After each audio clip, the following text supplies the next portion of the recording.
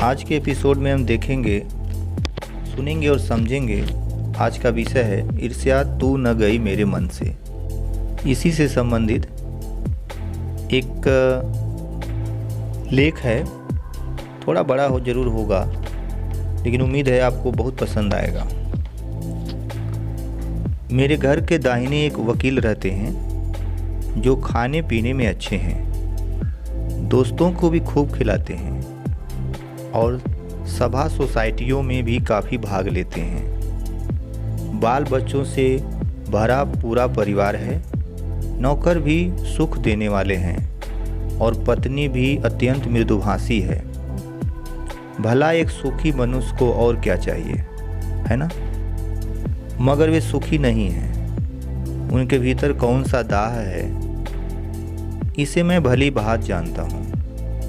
दरअसल उनके बगल में जो बीमा एजेंट हैं, उनके वैभव की वृद्धि से वकील साहब का कलेजा जलता रहता है। वकील साहब को प्रकृति ने जो कुछ दे रखा है वह उनके लिए काफ़ी नहीं दिखता। वे इस चिंता में भुने जा रहे हैं कि काश एजेंट की जो मोटर है, उसकी जो मासिक आय है और उसकी जो तड़क भड़क है, काश मेरी भी होती। ईर्ष्या का यही अनोखा वरदान है। जिस मनुष्य के हृदय में ईर्ष्या घर बना लेती है, वह उन चीज़ों से आनंद नहीं उठाता जो उसके पास मौजूद है, बल्कि उन वस्तुओं से दुख उठाता है जो उसके पास है नहीं। वह अपनी तुलना दूसरों के साथ करता है और इस तुलना में वह अपने पक्ष के सभी अभाव उसके हृदय पर दंश मारते रहते हैं। दंश के इस दाह को भोगना कोई अच्छी बात नहीं है, मगर ईर्ष्यालु मनुष्य करे भी तो क्या? आदत से लाचार होकर उसे यह वेदना भोगनी पड़ती है। एक उपवन को पाकर प्रकृति को धन्यवाद देते हुए उसका आनंद नहीं लेना और बराबर इस चिंता में निमग्न रहना कि इससे भी बड़ा उपवन क्यों नहीं मिला। एक ऐसा दोष है जिससे ईर्ष्यालु व्यक्ति का चरित्र भी भयंकर हो उठता है। अपने अभाव पर दिन रात सोचते सोचते वह सृष्टि की प्रक्रिया को भूलकर विनाश में लग जाता है और अपनी उन्नति के लिए उद्यम करना छोड़कर वह दूसरों को हानि पहुंचाने को ही अपना श्रेष्ठ कर्तव्य समझने लगता है। ईर्ष्या की बड़ी बेटी का नाम निंदा है। जो व्यक्ति ईर्ष्यालु होता है वह बुरे किस्म की निंदक भी होता है। दूसरों की निंदा वह इसलिए करता है कि दूसरे लोग, जनता अथवा मित्रों की आंखों से गिर जाएंगे और जो स्थान रिक्त होगा उस पर मैं अनायास ही बैठा दिया जाऊंगा। मगर ऐसा न आज तक हुआ है और न आगे होगा। दूसरों को गिराने की कोशिश तो अपने को बढ़ाने की कोशिश नहीं कही जा सकती। एक बात और है कि संसार में कोई भी मनुष्य निंदा से नहीं गिरता। उसके पतन का कारण सद्गुणों का ह्रास होता है। इस प्रकार कोई भी मनुष्य दूसरों की निंदा करने से अपनी उन्नति नहीं कर सकता। उन्नति तो उसकी तभी होगी जब वह अपने चरित्र को निर्मल बनाए तथा अपने गुणों का विकास करे। ईर्ष्या का काम जलाना है, मगर सबसे पहले वह उसी को जलाती है जिसके हृदय में उसका जन्म होता है। आप भी ऐसे बहुत से लोगों को जानते होंगे जो ईर्ष्या और द्वेष के साकार मूर्ति हैं और जो बराबर इस फिक्र में लगे रहते हैं कि कहाँ सुनने वाला मिले और अपने दिल का गुबार निकालने का मौका मिले। श्रोता मिलते ही उनका ग्रामोफोन बजने लगता है और वे बड़ी ही होशियारी के साथ एक एक कांड इस ढंग से सुनाते हैं मानो विश्व कल्याण को छोड़कर उनका और कोई ध्येय नहीं हो। अगर ज़रा उनके अपने इतिहास को देखिए और समझने की कोशिश कीजिए कि जब से उन्होंने इस सुकर्म का आरंभ किया है तब से वे अपने क्षेत्र में आगे बढ़े या पीछे हटे हैं। यह भी वे निंदा करने में समय व शक्ति का अपव्यय नहीं करते तो आज इनका स्थान कहाँ होता। चिंता को लोग चिता कहते हैं। जिसे किसी प्रचंड चिंता ने पकड़ लिया है उस बेचारे की जिंदगी ही खराब हो जाती है। किंतु ईर्ष्या शायद चिंता से भी बदतर चीज है, क्योंकि वो मनुष्य के मौलिक गुणों को ही कुंठित बना डालती है। मृत्यु शायद फिर भी श्रेष्ठ है बनिस्बत इसके कि हमें अपने गुणों का कुंठित बनाकर जीना पड़े। चिंताग्ध व्यक्ति समाज की दया का पात्र है, किंतु ईर्ष्या से जला भुना आदमी जहर की एक चलती फिरती गठरी के समान है, जो हर जगह वायु को दूषित करती फिरती है। ईर्ष्या मनुष्य का चारित्रिक दोष नहीं है, इससे मनुष्य के आनंद में भी बाधा पड़ती है।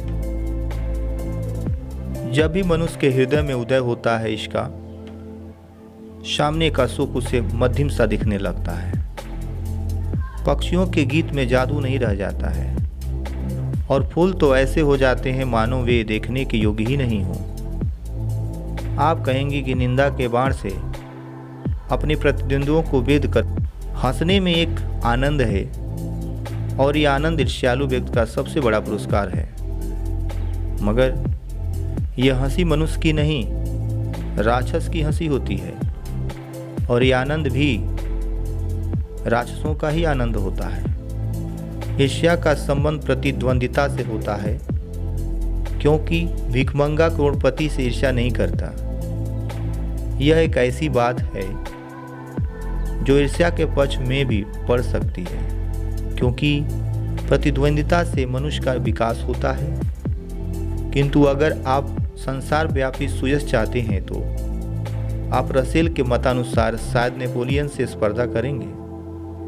मगर याद रखिएगा कि नेपोलियन भी सीजर से स्पर्धा करता था, और सीजर सिकंदर से तथा सिकंदर हरकुलिस से। ईर्ष्या का यह पक्ष सचमुच ही लाभदायक हो सकता है, जिसके अधीन हर आदमी, हर जाति और हर दल अपने को अपने प्रतिद्वंदी का समकक्ष बनाना चाहता है। किंतु यह तभी संभव है जबकि ईर्ष्या से जो प्रेरणा आती हो वह रचनात्मक हो। अक्सर तो ऐसे ही होता है कि ईर्ष्यालु व्यक्ति यह महसूस करता है कि कोई चीज़ है जो उसके भीतर नहीं है, कोई वस्तु है जो उसके पास है, किंतु वह यह नहीं समझ पाता कि इस वस्तु को प्राप्त कैसे करना चाहिए। और गुस्से में आकर वो अपने किसी पड़ोसी, मित्र या समकालीन व्यक्ति को अपने से श्रेष्ठ मानकर उससे जलने लगता है, जबकि ये लोग भी अपने आप से शायद वैसे ही असंतुष्ट हों। आपने ये देखा होगा कि शरीफ लोग ये सोचते हुए अपना सिर खुजलाया करते हैं कि फला आदमी मुझसे जलता है, मैंने तो उनका कुछ नहीं बिगाड़ा, और अमुक व्यक्ति इस कदर मेरी निंदा में क्यों लगा हुआ है। सच तो यह है कि मैंने सबसे अधिक भलाई उसी की है। यह सोचते हैं मैं तो पाक साफ हूँ, मुझ में किसी व्यक्ति के लिए दुर्भावना नहीं है, बल्कि अपने दुश्मनों की भी मैं भलाई ही सोचा करता हूँ।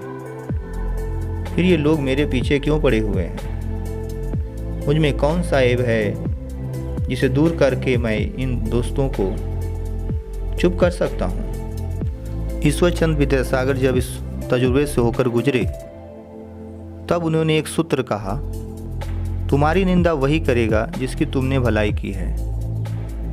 और नित्से जब इस कूचे से होकर निकला तब उसने जोरों का एक ठहाका लगाया और कहा कि यार, ये तो बाजार की मक्खियाँ हैं जो अकारण हमारे चारों ओर भिनभिनाया करती हैं। ये सामने प्रशंसा और पीठ पीछे निंदा किया करती हैं। हम इनके दिमाग में बैठे हुए हैं। ये मक्खियाँ हमें भूल नहीं सकती, क्योंकि ये हमारे बारे में बहुत सेवा करती हैं, इसलिए ये हमसे डरती हैं और हम पर शंका भी करती हैं। ये मक्खियाँ हमें सजा देती हैं हमारे गुणों के लिए। ये ऐब को तो साफ कर देंगी, क्योंकि बड़ों के ऐब को साफ करने में भी शान है, जिस शान का स्वाद लेने के लिए मक्खियाँ तरस रही हैं। जिनका चरित्र उन्नत है, जिनका हृदय निर्मल और विशाल है, वे कहते हैं इन बेचारों की बातों से क्या चिढ़ना, ये तो खुद ही छोटे हैं। मगर जिनका दिल छोटा और दृष्टि संकीर्ण है, वे मानते हैं कि जितनी भी बड़ी हस्तियां उनकी निंदा ही ठीक है। वे मानते हैं जितनी बड़ी हस्तियां हैं उनकी निंदा ही ठीक है। और जब हम प्रीति, उदारता और भलमनसाहत का बर्ताव करते हैं, तब भी यही समझते हैं कि हम उनसे घृणा कर रहे हैं और हम चाहे उनका जितना उपकार करें, बदले में हमें अपकार ही मिलेगा। दरअसल हम जो उनकी निंदा का जवाब न देकर चुप्पी साधे रहते हैं, उसे भी हमारा अहंकार समझते हैं।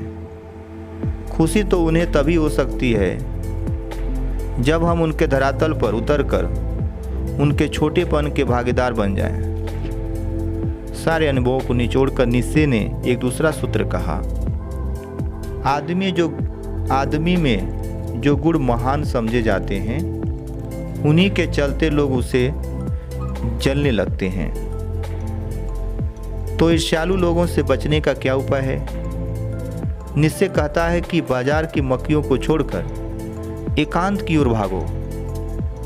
जो कुछ भी अमर तथा महान है, उसका रचना और निर्माण बाजार तथा सुयस से दूर रहकर किया जा सकता है। जो लोग नए मूल्यों का निर्माण करने वाले हैं, वे बाजारों में नहीं बसते, वे शोहरत के पास भी नहीं रहते। जहाँ बाजार की मक्खियाँ नहीं भिनकती, वही एकांत है। यह तो हुआ ईर्ष्यालु लोगों से बचने का उपाय। किंतु ईर्ष्या से आदमी कैसे बच सकता है? ईर्ष्या से बचने का उपाय मानसिक अनुशासन है। जो व्यक्ति ईर्ष्यालु स्वभाव का है, उसे पालतू बातों के बारे में सोचने की आदत छोड़ देनी चाहिए। उसे यह भी पता लगाना चाहिए कि जिस अभाव के कारण वह ईर्ष्यालु बन गया है, उसकी पूर्ति का रचनात्मक तरीका क्या है। जिस दिन उसके भीतर यह जिज्ञासा आएगी, उसी दिन ये वह ईर्ष्या करना कम कर देगा।